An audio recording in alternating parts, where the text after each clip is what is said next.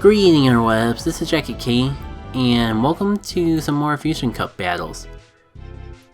This is actually my first remote tournament brought by the Pokemon GoCast podcast. The GoCast podcast. Honestly, all the podcast communities within, at least the Pokemon Go podcast communities, are really sweet and generous, and one of the many things they do is have Discords for their patrons. And the majority of them actually adopted like their own remote battle tournament scene from within Discord. Honestly, it probably would be more open to the public if the whole friend system behind it wasn't, that Pokemon Go wasn't as ingenerous as it is. Like the fact that you have to be ultra friends with someone before you can actually battle them remotely is probably one of the biggest obstacles in the competitive PvP scene, if I gotta be honest. They've been doing this for a while, but it took me so long to actually get involved in one of these just because of that hurdle. And I think I've forlooped before, just the way I am about like adding friends to my friend list. I get way more personal about it than normal, so like there's always a little bit of hesitation to it. Anyways, I've been rambling. I didn't even get a chance to talk about what I'm bringing. So I was a little bit hesitant of what my lead should be for a while, or what I should bring, but I ultimately decided on going Alolan Marowak, Noctowl, and Probopass. Probopass I specifically had in mind for the Noctowl, which I wouldn't have wasted a shield if I felt that it was a little more responsive, the whole switching thing, but I've been on that tangent and rant before, so I'm not going to dwell on it now. But Niantic, if you're listening, I would be more than happy to have the switch buttons just one of each Pokemon on each side. There's plenty of space to work around with. Please, with sugar on it, it really would improve the competitive scene, I promise. And I actually am pretty surprised I'm doing so well in this matchup. Granted, Probopass is very tanky and neutral to Venusaur Frenzy Blast, but you saw how much damage that did regardless. Frenzy Blast is a really powerful move, and I was able to survive, and I was able to take out the Venusaur, so I consider the matchup a win in my perspective. But it's not something I would recommend sending into a Venusaur if you had to. And at this point, I'm pretty much just leaving my Probopass in for death fodder, because this isn't a good matchup for me, but I just feel like it would be a waste of Pokemon to switch right away. So I was just trying to wear down a little bit of health and maybe get a shield if I got lucky. But now I go into the proper matchup of my Noctowl versus the Wishcast. Unfortunately, the one problem with this matchup is Blizzard. That will devastate a Noctowl if you let it get hit by it. So you basically have to just like be on the edge of your prediction game and see when they're trying to bait you out with a Mud Shot and when they're flat out going for that Blizzard. And honestly, I actually really underestimated how quickly Blizzard came out, because this is my first time actually fighting against any Pokemon that use Blizzard. Usually I see it in the PvE scene, like raids, gym battles and that, where Blizzard is a full 1-bar charge move, and I'm used to it translating fairly well with the, if it's a fully 1-bar charge move in PvE, it usually takes a long time to charge up to in PvP. But I think Blizzard is a bit of an exception, because it definitely feels like it comes out way too much, and maybe we'll see why I feel that way a bit later on into the fight. Honestly, I am in a pretty bad losing matchup now that I'm looking back on this. My Alolan Marowak versus the Noctowl is not a good matchup because both of my charge moves get resisted hard. Actually, I think they get resisted equally because the flying type is immune to ground type moves and the normal type is immune to normal type,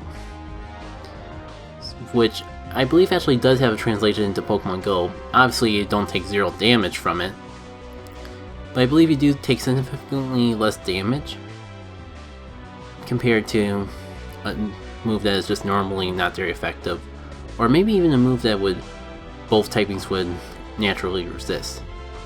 But Despite the fact that I shouldn't, I somehow was able to win that match. With that victory on our side, I think we're ready to move on to the next one. Battle. Not promising yet if there's going to be another victory. You just have to wait and see. So this next battle I'm going to go in with Noctowl, Quagsire, and Ninetails. Don't know what was up with that accent there. As a forewarning, I'm going to speed up this one a little. Just because it unfortunately ended with a little bit of a freeze.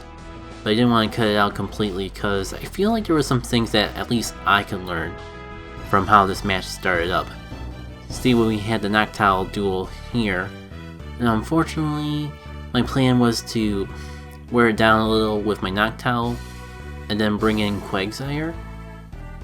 The one thing in my head, Stone Edge would make Quagsire a great counter to Noctowl, but I forgot about my quick move being Mud Shot, and just like the fact that I'd be solely relying on my charge moves to really do damage was an issue in of itself. But then there's also the fact that I'm giving him switch advantage, which pretty much means I'm sacking off my Quagsire more than I am actually doing anything with it. But I was at least able to expend a shield from his behalf going through that all, so it wasn't completely in vain. My second biggest mistake is the fact that I had it stuck in my head that Ninetails would be a good counter for Venasaur. Ice is good against Grass type after all. But I forget about my fast move being Charm. That kind of came back to bite me. Maybe I could have gotten away with it if I had the Powder Snow for the quick move. But I still would be pushing it because every Venusaur carries Sludge Bomb for its secondary charge move.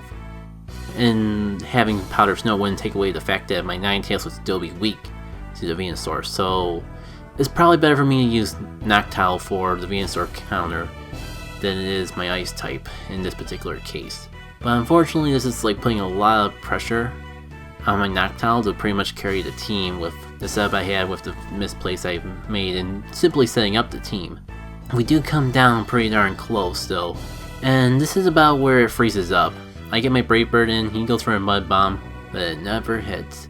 Honestly, there's a slight chance I might have lived a Mud Bomb, but honestly with how much health the Wishcast had left over, it wouldn't have mattered.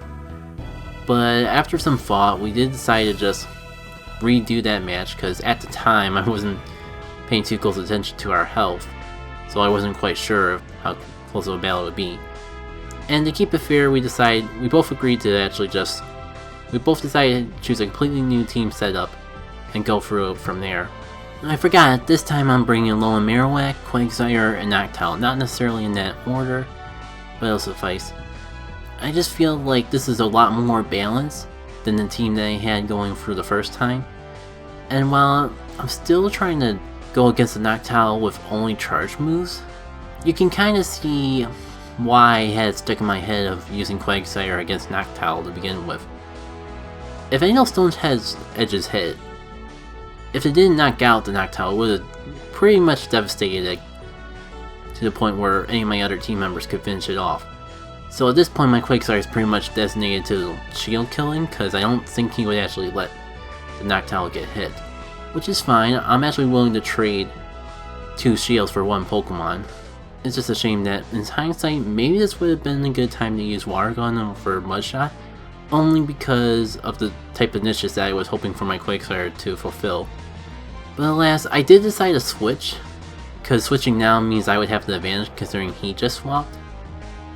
And on top of that, leaving Quagsire in, all that would do is just let him grind up energy for his charge moves, making the battle much harder later on. I think I am going for the Bone Clubs, because of the neutral damage. I guess I still have the type effectiveness stuck in my head, because I could be going for I keep forgetting that Shadow Ball is definitely better. And honestly, if I went for Shadow Ball instead of Bone Club there, I probably would have been a much better advantage for this match, if not won the match in general. But I still had the whole ground is super effective against Poison type in my head, even though the Grass cancels it out and it's ultimately neutral. Which really sucks, because now I don't have a little Marowak for this Frostlass, which would honestly be real good. And I'm pretty much victim. We both have our shields down all the way, so I'm pretty much victim to whatever he throws, and vice versa. Now, I got a little switch trigger happy here, and I probably could have at least taken out the Frostlass if I just stayed in here and took the hits like a Pokemon trainer. Alas though, I did win the first round, so there's still a chance for me to pull this match through. I just gotta get good in the final round. So for this final match here, I'm gonna lead with Probopass and have Noctowl and a little Marowak in the back. I'm kinda playing desperate here if I have to be honest, because my whole point with leading with Probopass is to catch a Noctowl coming in, which at best would give me plenty of opportunity to get my charge move up, and in the worst case scenario give me switch advantage. However, this is kind of the point where I realized like how I really should have had Sedrum, my Breloom, involved in some of these matches. Not that it would have saved me from that Blizzard, which I really felt came out way too early. I would have definitely shielded that hit if I expected the Blizzard, but that's where the whole mindset of having Blizzard be a one-charge bar move really killed me in this match. Because I honestly don't think I can recover from that. I got paranoid and had to shield the other Mud Bomb. So not only have I pretty much wasted my Noctowl, my best counter to this thing, but I've also wasted his shield. And I think at this point was where I decided that I had to take the hit, which honestly did work to my advantage because it turned out to be a bank. But I don't really think it's gonna really help too much because I already let this Noctowl take too much damage. Which is why it's probably dumb of me to actually try to switch over to another Pokemon. This match in particular, I get way too switch happy, and I really think that cost me the match. To the point where I was going into a disadvantaged situation to just try to get up to the neutral Thunderbolt I had, with the hopes that like I'd be able to save my Noctowl for any other potential threats that he would have in the background. Unfortunately, like he was really good with his shield management. And I think like that's really gonna cost me in the end. By the way, shoutouts to Team Magma Tyler for the matches we had in these fights. Good game, man. I guess I can go into the thoughts I had in hindsight about bringing Breloom in. The main reason I didn't bring Breloom into any of the battles in this match was because the Witch Cast was the only thing that Breloom really had an advantage of, and there was just way too many Pokemon in his team that Breloom would be weak to. And now that I'm actually thinking about this and letting these battles play out, I don't even think Breloom would be my best Wish Cast counter simply because of how quickly Blizzard comes out. My Breloom is the counter quick move set, so even though I would have Seed Bombs, and Seed Bomb does charge up fairly quickly, you know, that might have been something that would have been worth testing, and if I have the opportunity, I wouldn't mind testing out. Because frickin' Seed, if I can get enough Seed Bombs to take out a Wish Cast before I can get to a Blizzard, then yeah, it'd be worth to have Breloom as a Wish Cast counter. But if Wish Cast gets to Blizzard first, then I'd just be out of luck either way, wouldn't I? And I pretty much have to rely on strategically baiting my Pokemon around in order to take out a Wish Cast. Either way, those were a good set of battles that we had, Mr. Magma Tyler. I'm gonna just keep looking back on the misplays that I made, but that's not to degrade the good battling that you had in return. We had some really close matches, and I didn't appreciate it. Like, it definitely beats like how often I was getting wiped in the local tournaments lately. Nice change of pace for sure. Anyways, thank you all for tuning into this battle. This one ran a little bit long, if only because of the repeat of round 2 that we had to do. So I think this is long enough to actually be its own video. And I'm going to be playing it by ears of if each match of our battle for this tournament is going to be its own video or not. Either way, thank you all for tuning in, and hope to see you for the next one. Take care.